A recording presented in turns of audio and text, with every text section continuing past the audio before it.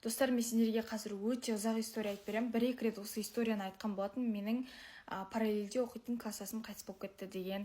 Сол менің типа тауық махаббатым деген нәрселер айтқанмын. Осы мен сендерге полный айтып бергім келеді, потому что ішіме сыймайды уже. Ол баланың атын сразу Витя деп қойып алайық. Мен ол баламен басында жек көретінбіз біз бір-бірімізді ше. Кәдімгідей ол маған тисе беретін қайта-қайта. Аузын сасып тұр, сен тамақ ішіп келгеннен аузын сасып тұр деп айта беретін. Ол мені жек көретін, мен оны жек көретінмін, короче. Бір-бірімізбен группада да қырылып жүретінбіз. Үш класстың А, Ә, Б-ның группасы болатын. 7-ші класс оқып жатырық. Сол группаның атын қайта-қайта Витя, красавчик, Витя, краш деп өзгертіп қоятын. Ну, енді 7-ші класс оқыдық қой, ладно. Мен оның атын қайта-қайта 7 деп өзгерте, 7-ші сынып деп. Ол тұрата қайтадан өзгертіп тастайды. Менімен қырыла беретін, короче. Даже голосовой жазған кезде аузың ураган болып отыр деп. Сөйтіп күндердің күнінде ол бала маған қызым боласың ба деп жазып жібереді ВК-дан. И мен серьезно деп ойлап қалдым, мен оның лучший другымен встречаться етіп жүргем. Ол баланың аты Андрей. Мен білесіңдер Андрей. Сонымен жүріп жүргем, екеулер капец лучший друг болатын, күнде бірге жүретін. Потом сол Андрей тастап кетем да, серьезно айтып отыр екен деп. Я деймін ғой. Ну енді сол кезде ол 7-ші класста сондай болуы нормально болған. Содан кейін ол тұрады да, мен саған по приколу айта салғам. Мен негізі жүріп жүрген қызым бар дейді, сол лох болып қаламын да. Потом Андрей маған кешірші деп жазады, ол мен қайтадан жүріп кетем, короче. Ну енді типа жүріп кетесің, жүрген кезде даже құшақтаспайсың да, бір-бірімен жүріп алып айналып қашып жүресің ғой, білесіңдер ғой тауық махаббат дегенде. Декабрьдің басында, короче, маған тағы да қызым боласың ба дейді.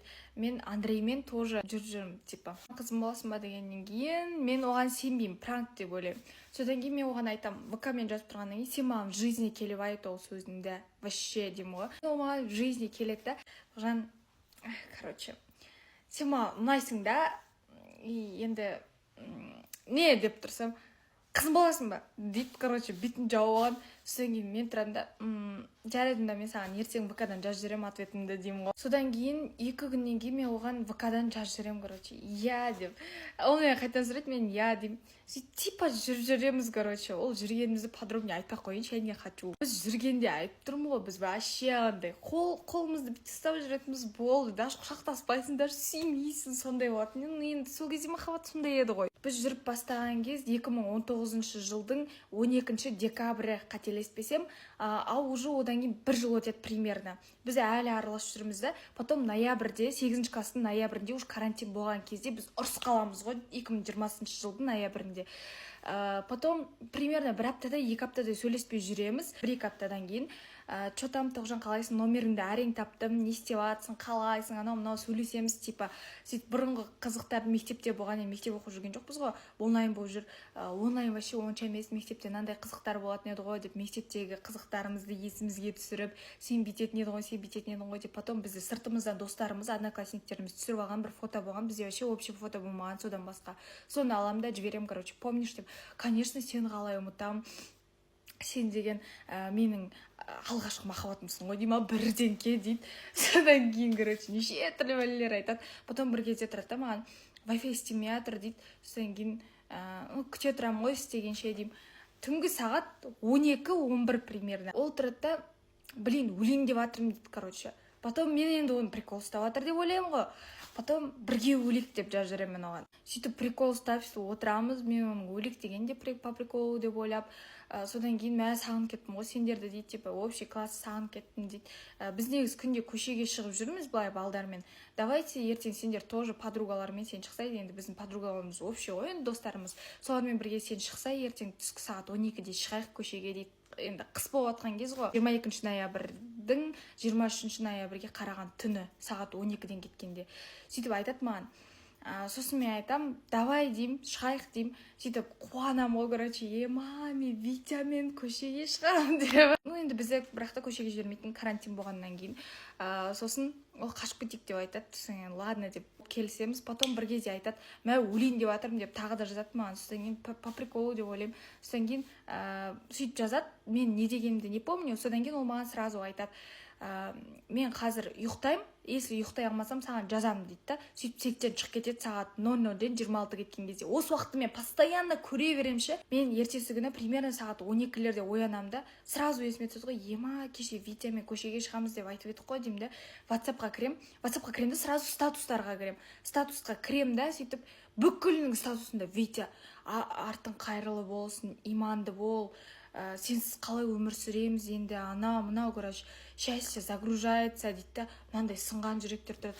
Сөйтіп тұрам да, серьез қабылдап тұрған жоқпын, ол сатушылар неше саған деп ойлап отырмын. Біздің класстың группасында бүкіл оқушылар қайтыс болып кетті, Витя қайтыс болып кетті, арты қайырлы болсын деп жылаған смайликпен жазып жатыр да. Бірақ та мен оны по приколу деп ойладым, потому что көп прикол ұстағанда солай біреу қайтыс болып кетті деп ше. Содан кейін тұрам да, жынды екен ғой мыналар деймін да, жаңа Витяның WhatsApp-ына жазам, сені қайтыс болып кетті деп жатыр ғой мыналар, қуама деп ше, сөйтіп жазып жіберемін. Потом бірақ галочка барып тұр да, чай ішіп отырмын мен уже. Содан кейін апаймен группаға кірсем, апай тоже жазған, Витя қайтыс болып кетіпті, бүгін түнгі сағат 12:30 дейді.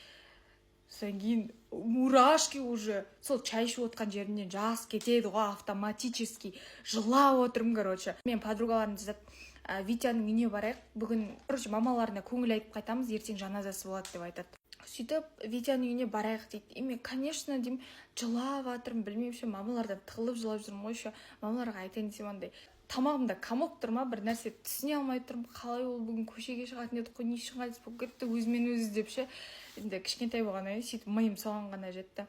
Бүгін көшеге шығатын еді ғой, неға өзімен өзі қайтыс болып кетті, кеше ғана күліп отыр едік қой, нормально деп. Бүкіліміз жиналып неге барамыз, сол Витяның үйіне барамыз, и үйіне кіргеннен бастап жылаған дауыстар естіліп бастайды да.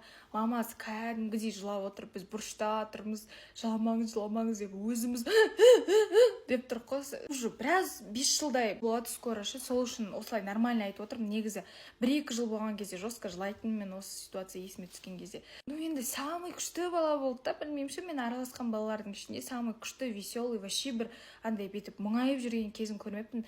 Даже сол Витя деп ұрсып жүретін апайлардың өзі жылап тұрды да. Сол барған кезде адам көп болды, мамасы кәдімгідей жылап, мамасының жылағанына қарап біз жылап, короче сөйтіп драма болдық та. Содан кейін қайтқан кезде жаңағы лестницасына қараймын ғой, сөйтіп неден қайтыс болғанын сұраймыз ғой енді.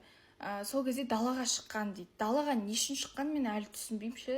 Вроде мен үйіне барған кезде көрдім ғой, туалеті іште болды. Туалетке шығатын болса, ішке туалетте отыра беретін еді ғой. Ол далаға шыққан, короче. Далаға шығып курткасын енді киін деп жатқан кезде талып қалған ба, құлап қалған ба, сөйтіп сол жерде жатып, не болған, денесінің бәрі үсіп кеткен, таңға дейін оны ешкім іздемеген. Содан кейін жүрегі тоқтап, короче, қайтыс болған екен. Мамалары айтыс көріп отқан дейді, сөйтіп комнатасына қарап тексермеген ғой, именно сол күні сөйтіп солай қайтыс болып кеткен екен. 00:26-да сеттен шығып кеткен, короче. Потом мен үйге барам, кәдімгідей жол бойы жылап, үйде де жылап сөйтіп жүрдім.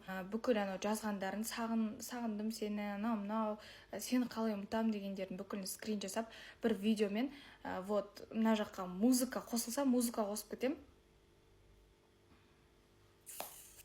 Сол скриндармен мен бір видео жасаймын осы музыкамен. Содан кейін подругама жіберемін. Мен лучшая подругам сол Витяның классында оқитын. Оған мен айтамын, пожалуйста, только ешкімге жібермеші, ешкім білмей-ақ қойсын бұл туралы деп.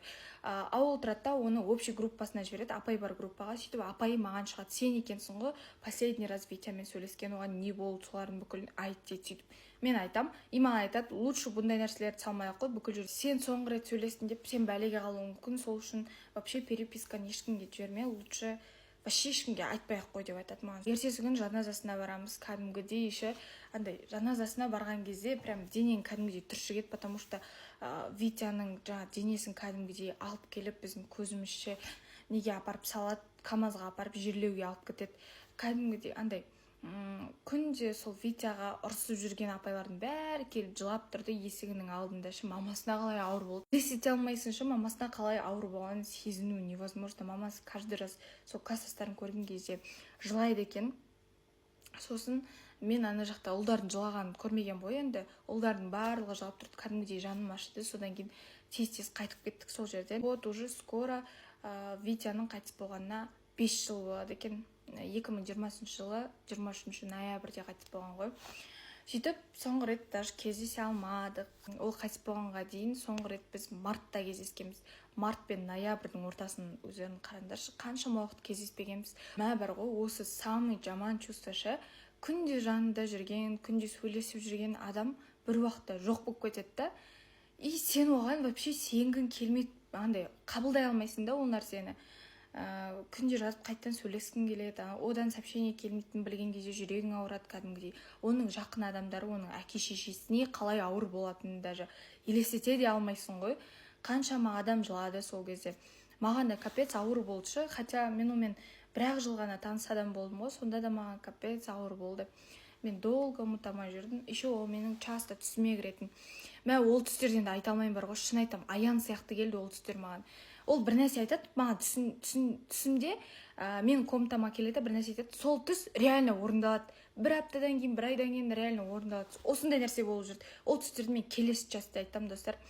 Так что подписка істеп қойыңдар. Мен бұл историяны подписка, лайк үшін айтып жатқан жоқпын, честно айтам. Менің контентім бір жағынан осындай история айту, и бір жағынан есіме алғым келді. Просто 5 жыл өтіп кеткен кәдімгідей ауыр нәрсе. Сол үшін достарыңды, жақындарыңды бағалаңдар, қадірлерін біліңдер. Күнде сөйлесіп жүрген адам бір күннің ішінде жоқ болып кетуі мүмкін просто. Вот осыны сендерге жеткізгім келді. И екінші частьта менің профилімде қарай аласыңдар, менің түсім туралы. Осы Витя менің түсіме қалай кіргені туралы. Давайте, пока.